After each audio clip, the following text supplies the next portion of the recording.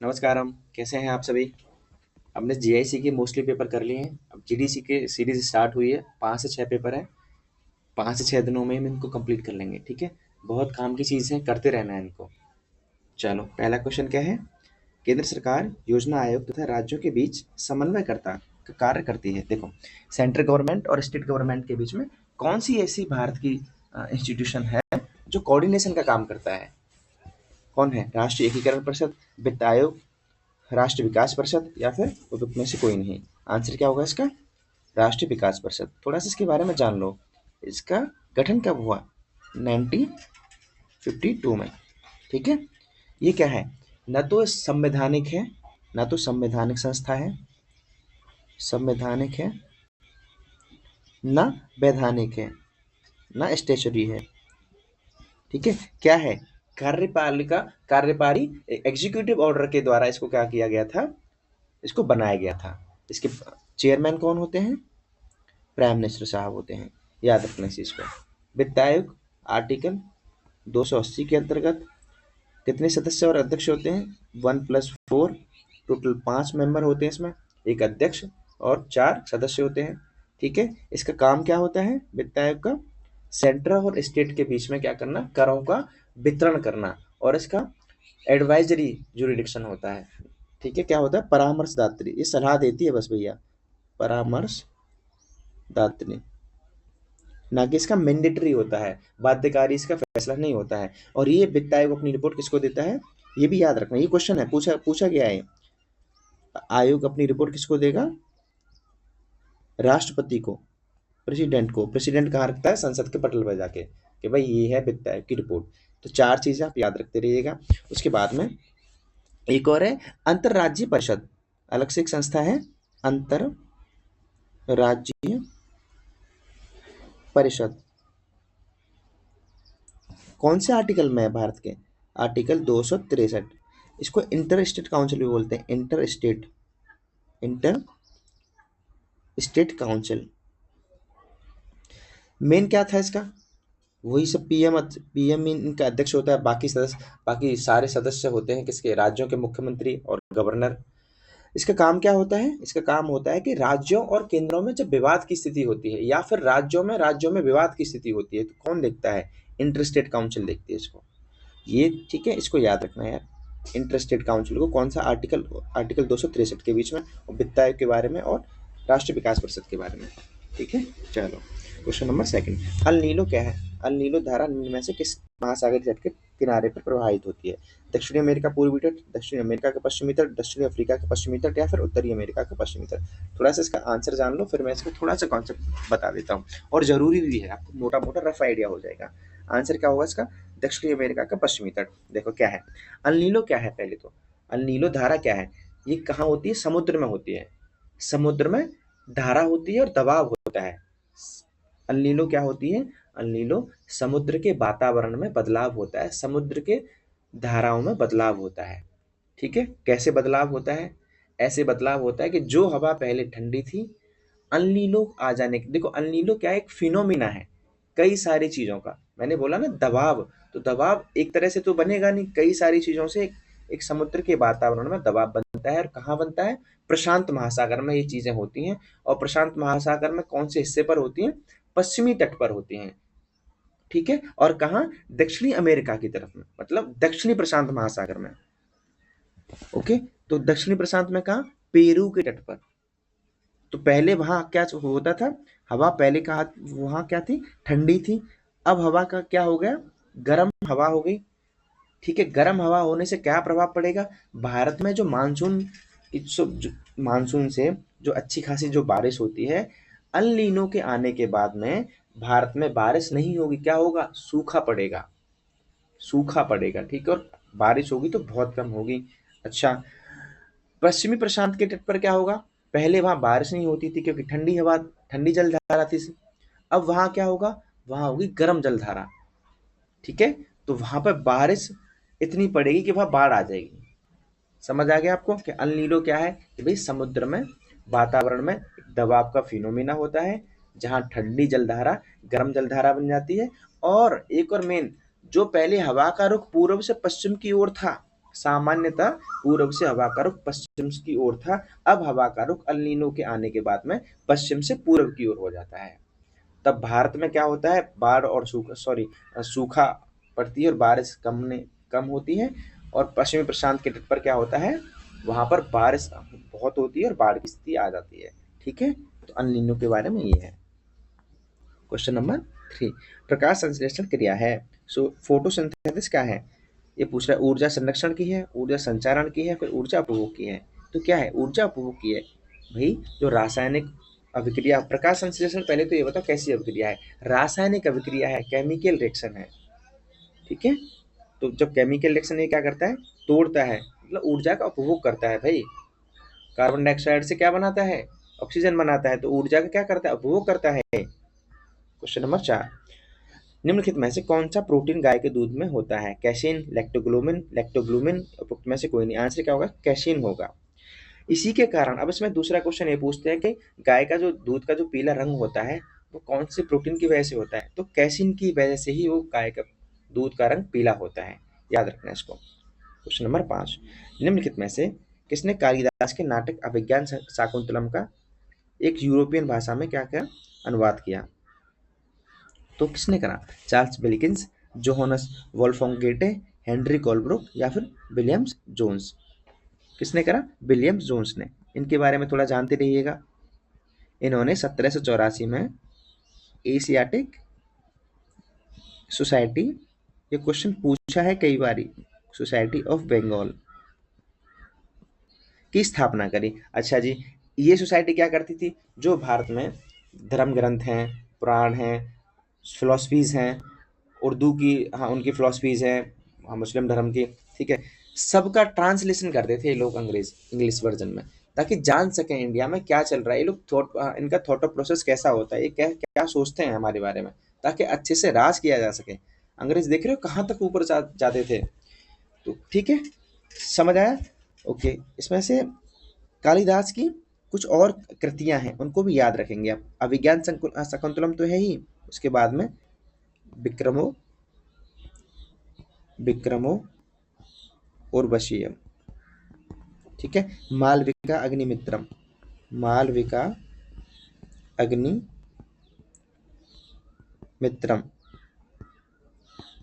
ठीक है, रघुवंशम, रघुवंशम, विक्रम और वशीयम, मालविका अग्निमित्रम, ठीक है, ये है। और आपका एक और, चलो 3 से 4 चीजें तो आप याद रखिएगा, अभिज्ञान शकुंतलम, विक्रम और वशीयम, मालविका अग्निमित्रम और रघुवंशम। नेक्स्ट क्वेश्चन क्या है, मैच करने हैं भाई। भारतीय राष्ट्रीय कांग्रेस के अध्यक्षों के बारे में बताया गया है कि सुभाष चंद्र बोस ने कौन से में, हरिपुरा में 1968 में, सरोजनी नायडू कानपुर में, ठीक है, उसके बाद में एम ए अंसारी मद्रास में, और पुरुषोत्तम दास टंडन नासिक में। क्वेश्चन नंबर नेक्स्ट, अरे यार भाई थोड़ा सा, जस्ट ए सेकंड यार। नेक्स्ट क्वेश्चन क्या है, एकमात्र भारतीय जो भारत के गवर्नर जनरल हुआ। क्वेश्चन की भाषा देखना क्या कह रहा है, एकमात्र भारतीय जो भारत के गवर्नर जनरल हुए। आंसर क्या होगा, देखो आंसर होगा इसमें सी राजा गोपालाचारी। इनको राजा जी भी कहते हैं, राजा जी इनकी उपाधि है, पूछा गया है कई बार क्वेश्चन में। देखो इसमें क्या है, भारत कब आजाद हुआ, 1947 में, ठीक है। तब क्या हुआ, प्रधानमंत्री ने भेजा अंग्रेज के प्रधानमंत्री ने कि भाई तुम जाओ। उनका नाम क्या था, Lord Mountbatten, Lord Mountbatten. देखना थोड़ा सा कहानी है इसमें, ये सारा का सारा क्लियर हो जाएगा आपको। अब भारत आजाद हुआ, ठीक है, तो अंतिम वॉयसरॉय कौन था। भाई अंग्रेजों की जो उपाधियां चलती आ रही थी, अंतिम वॉयसरॉय, सीधी सी बात है, अंतिम वॉयसरॉय। अब भारत जब आजाद हुआ तो फिर भाई अपने हिसाब से पद का नाम चेंज करेगा ना, ये तो उपनिवेशी पद था ना वॉयसरॉय, तो हम तो अपने हिसाब से चेंज करेंगे। तो वॉयसरॉय का पद दोबारा से क्या हुआ, उसको गवर्नर जनरल बना दिया, उसको उस वॉयसरॉय के पद का नाम हटा के क्या कर दिया गया, चेंज कर दिया गया गवर्नर जनरल, जी जी, ठीक है। तो व्यक्ति तो यही था, लॉर्ड माउंटबेटन। तो लास्ट वॉयसरॉय कौन था, लास्ट वॉयसरॉय कौन था, लॉर्ड माउंटबेटन, ठीक है। अच्छा, स्वतंत्र भारत का, अब यहाँ पूछ लेगा कि स्वतंत्र भारत आजाद हुआ, स्वतंत्र भारत का फर्स्ट गवर्नर जनरल कौन था? यही था, लॉर्ड माउंटबेटन ही था। ठीक है। अच्छा, स्वतंत्र भारत का, अब ये पूछ लेगा कि स्वतंत्र भारत का अंतिम अंतिम जीजी, अंतिम अंग्रेज जीजी यही था। अच्छा, अब ये पूछ लेगा कि स्वतंत्र भारत का प्रथम, स्वतंत्र भारत का प्रथम भारतीय गवर्नर जनरल कौन है? राजगोपालाचारी। और ये पूछ लेगा कि स्वतंत्र भारत का अंतिम, स्वतंत्र भारत का अंतिम भारतीय जीजी कौन होगा? अंतिम भारतीय जीजी कौन होगा? यही राजा जी होंगे। क्यों होंगे? इसके बाद तो चुनाव आ गए ना, इसके बाद तो राष्ट्रपति का चुनाव हो गया। तो ये तो जीजी तो तब तक था ना कि कोई देश में राष्ट्रपति और प्रधानमंत्री नहीं है। ठीक है, अब समझ आया ये कॉन्सेप्ट आपको? चलो क्वेश्चन नंबर 9। जब वक्र वक्र किडनी है ये, जब हाँ किडनी काम करना बंद कर दे तो क्या होता है? शरीर में वसा का संचय होता है, शरीर में प्रोटीन का संचयन होता है, रक्त में शर्करा का संचय होता है, या फिर रक्त में नत्रजनित अपशिष्ट पदार्थों का संचय होता है। जब भाई किडनी फेल हो जाती तो क्या होता है? टॉक्सिक एलिमेंट ही तो उनका तो संचय होता है ना, यूरिया वाले बहुत सारे। तो आंसर का होगा इसका डी होगा, रक्त में नत्रजनित अपशिष्ट पदार्थों का संचय होता है। क्वेश्चन नंबर नेक्स्ट, निम्नलिखित में से किस राज्य में स्थानांतरित कृषि प्रचलित है? इसको क्या बोलते हैं हम? Slash and burn agriculture. मतलब क्या करते हैं कि भाई एक जंगल का टुकड़ा लिया, एक जंगल का हिस्सा लिया, सारे पेड़ों को साफ कर दिया, जला दिया, वहां से वहां 2-3 साल खेती करी। उसके बाद में फिर वो लोग, ये ट्राइबल लोग क्या करते हैं, वहां से फिर आगे निकल गए, वो एरिया साफ करके फिर दूसरे जंगल को जला देंगे। तो भाई जंगल को नुकसान करते हैं, ये एक खेती परंपरा वाली, ये नुकसान बहुत नुकसान करती है। ठीक है। तो ये कहाँ होती है? ऑब्वियसली ट्राइबल्स एरिया में बहुत होती है, और नागालैंड में सबसे ज्यादा होती है। आंसर क्या होगा उसका? नागालैंड। मानव शरीर में रुधिर का शुद्धिकरण कौन करता है? ह्यूमन बॉडी में ब्लड प्योरिफिकेशन कौन करता है? हृदय, यकृत, गुर्दा, फेफड़े। देखो सबसे ज्यादा कौन करता है? किडनी करती है। और ये क्वेश्चन आयोग ने हटा लिया था। आंसर क्या होगा उसका? किडनी होगा। ठीक है। क्वेश्चन नंबर नेक्स्ट, निम्नलिखित में से कौन सी शक्तियां केवल लोकसभा के पास है? जब मैं पॉलिटी की सीरीज कर रहा था ना, तो जहां मैंने लोकसभा और राज्यसभा मैंने एक ही वीडियो में कंप्लीट करी, 10 से 12 मिनट की। मैं प्लेलिस्ट में जाके चेक करना, वहां पे ना आपको सारा का सारा कॉन्सेप्ट क्लियर हो जाएगा। ये वही क्वेश्चन है सेम जो मैंने थ्योरी पढ़ाई है 10-10 12-12 मिनट की, और मैंने वहां पे लास्ट में क्वेश्चन भी डाले। इसीलिए मैं कहता हूँ सारी प्लेलिस्ट कर डालो, एक बार नहीं 2 बार कर जाओ भाई, बहुत काम किए हैं और एग्जाम बहुत पास आ गया है। तो लोकसभा की केवल अपनी शक्तियां पूछ रहा है, तो धन विधेयक ना केवल लोकसभा में पारित किया जा सकता है, ना कि राज्यसभा में। राज्यसभा तो केवल उसको 14 दिन तक रोक सकती है। कितने दिन तक? केवल 14 दिन तक। राज्यसभा के पास कोई शक्ति नहीं होती है कि मनी बिल को वो रोक सके। ठीक है। आपात की उद्घोषणा का अनुसमर्थन भाई ये दोनों सदन में होता है, या तो राज्यसभा में कर लो या फिर लोकसभा में कर लो। उसके बाद में मंत्रिपरिषद के विरुद्ध अविश्वास प्रस्ताव पारित करना भाई केवल लोकसभा में ही होता है। क्यों होता है? क्योंकि जो मंत्रिपरिषद होती है वो लोकसभा के प्रति उत्तरदायी होती है। और कौन से आर्टिकल के तहत ये होता है? आर्टिकल 75(3) के तहत लोकसभा जो मंत्रिपरिषद होती है वो लोकसभा के प्रति उत्तरदायी होती है। ठीक है। तो पहला सही है, तीसरा सही है। राष्ट्रपति पर महाभियोग चलाना नहीं, ये दोनों सदन में राष्ट्रपति पर महाभियोग चलाया जा सकता है, चाहे वो राज्यसभा हो चाहे वो लोकसभा हो। तो आंसर क्या होगा इसका? 1 और 3। अब मुझे बताओ कि राष्ट्रपति पर महाभियोग आर्टिकल कौन सा होता है? मैंने कितनी बार रटाया है आपको? आर्टिकल 61। भारत का एक राष्ट्रपति होगा, कौन सा आर्टिकल है? 52। ठीक है। एग्जीक्यूटिव पावर कौन से में लिखी है? आर्टिकल 53 में। राष्ट्रपति के निर्वाचक मंडल में कौन कौन आएगा? लोकसभा के निर्वाचित सदस्य, राज्यसभा के निर्वाचित सदस्य, विधानसभाओं के निर्वाचित सदस्य, और दिल्ली और पुदुचेरी के विधानसभाओं के निर्वाचित सदस्य। ये लोकसभा के निर्वाचक मंडल में राष्ट्रपति के चुनाव में वोट डालते हैं। याद रखना है आपको। ठीक है। तो आर्टिकल 54 के अंदर वो आता है। आर्टिकल 60 क्या है? ओथ है राष्ट्रपति की। आर्टिकल 61 क्या है? इम्पीचमेंट, महाभियोग चलाना। आर्टिकल 72 क्या है? राष्ट्रपति की समाधान की शक्ति। आर्टिकल 123 क्या है? क्या है? ऑर्डिनेंस की शक्ति। राष्ट्रपति अध्यादेश की शक्ति पारित करता है। आर्टिकल 143 क्या है? एडवाइजरी पावर होती है राष्ट्रपति को कि भाई सुप्रीम कोर्ट से सलाह दे सकता है किसी भी मुद्दे पर, संवैधानिक मुद्दे पर। ठीक है, चलो राष्ट्रपति पूरा कर लेना आता है, राष्ट्रपति और उपराष्ट्रपति सारी की सारी आर्टिकल भी याद रखने हैं आपको। अब है तंजौर के बृहदीश्वर मंदिर का निर्माण किसने कराया? नरसिंह वर्मन ने, राजराज ने, राजेंद्र ने या फिर कुलोत्तुंग ने? बताओ कौन ने कराया? राजराज प्रथम ने कराया है। ठीक है, आंसर क्या होगा उसका? राजराज प्रथम। ठीक है, इंपोर्टेंट फैक्ट क्या याद रखने हैं आपको? देखो ये राजराज, नरसिंह वर्मन, राजेंद्र, कुलोत्तुंग, ये कौन? ये चोल साम्राज्य के शासक हैं। किसके शासक हैं? चोल साम्राज्य के। तो चोल के बारे में थोड़ी जानकारी रख लो, पूछा जाता है क्वेश्चन। चोल का संस्थापक कौन था? चोल वंश का, ये चोल, पांड्यन, ये कहाँ है? ये दक्षिण भारत के राजवंश हैं ये। चोल वंश का फाउंडर कौन है? विजयालय चोल, विजयालय। पहले तो आप फाउंडर याद रखेंगे।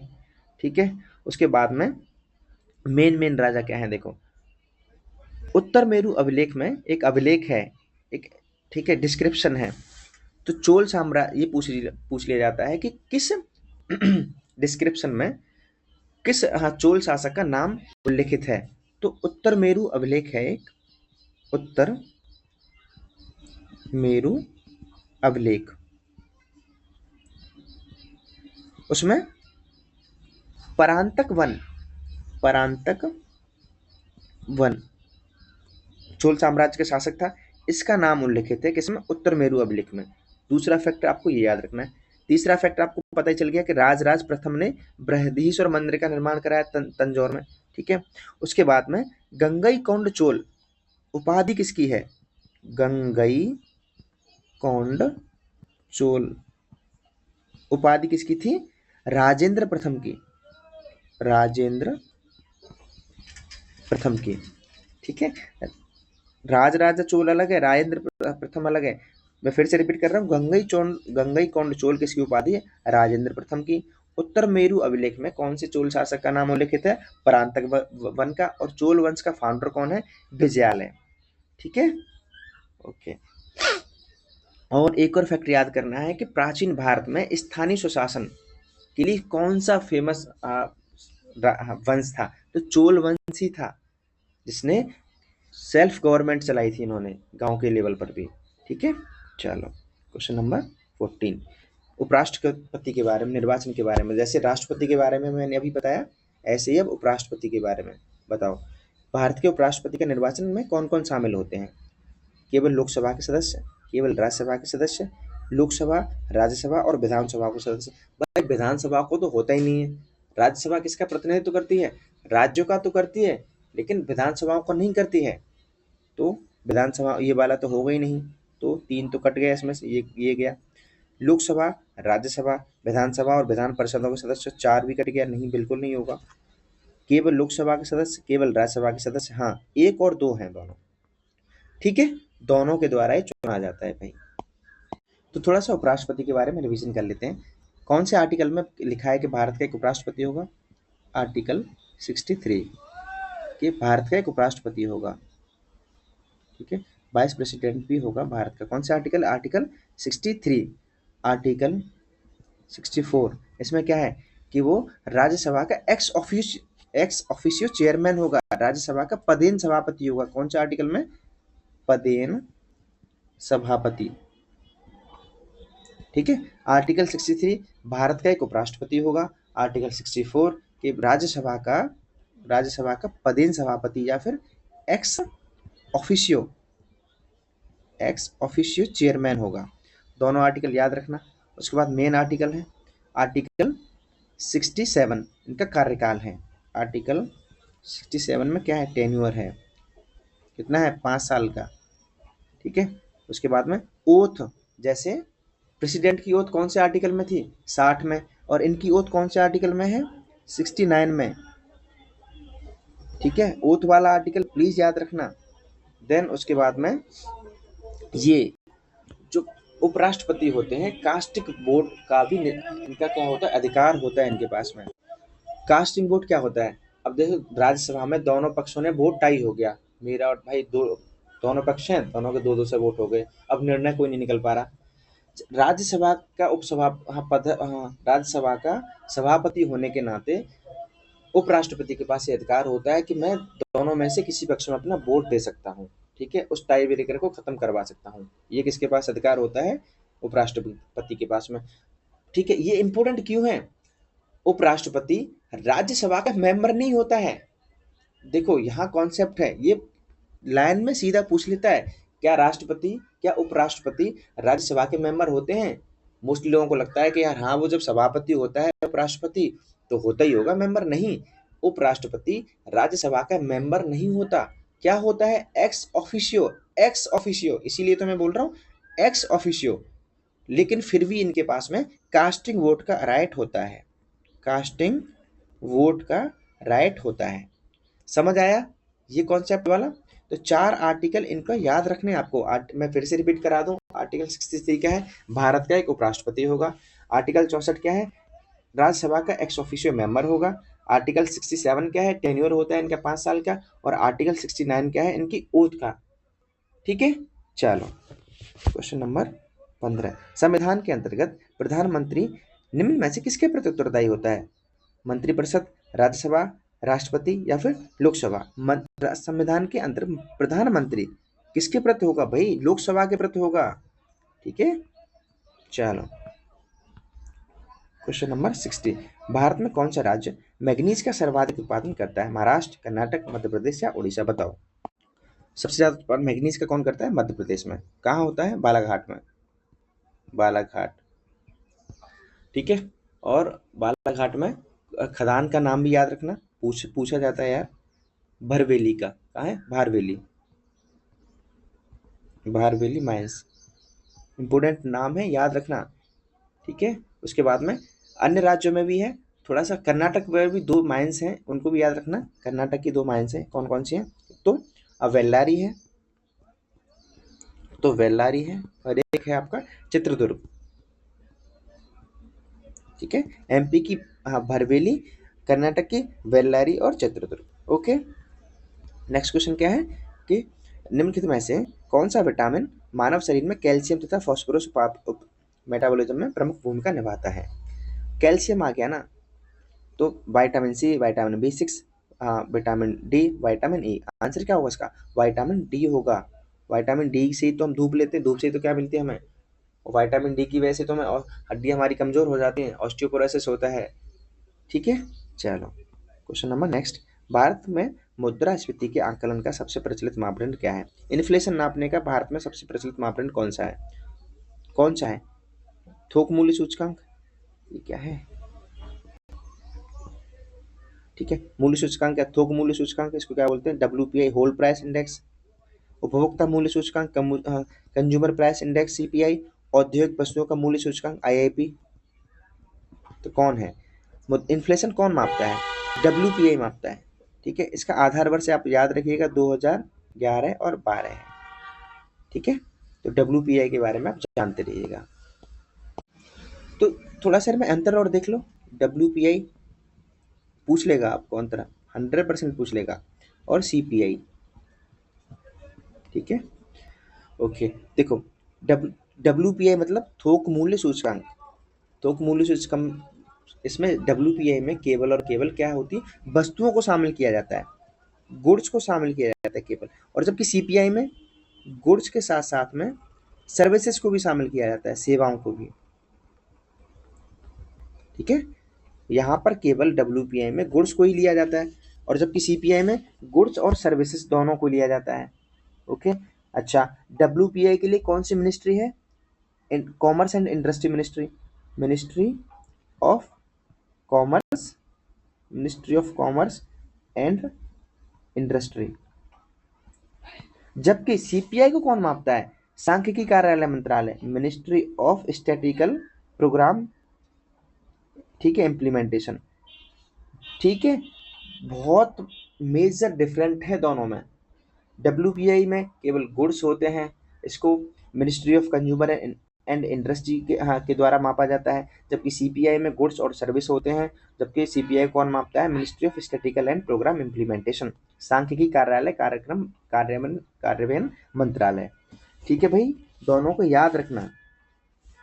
नेक्स्ट क्वेश्चन क्या है, लास्ट क्वेश्चन है मेरे में भी, निम्नलिखित में से कौन प्रसिद्ध जहांगीरी चित्रकार था? जहांगीरी चित्रकार था कौन था? अबुल हसन। एक और फैक्ट याद रखिएगा कि मुगल काल में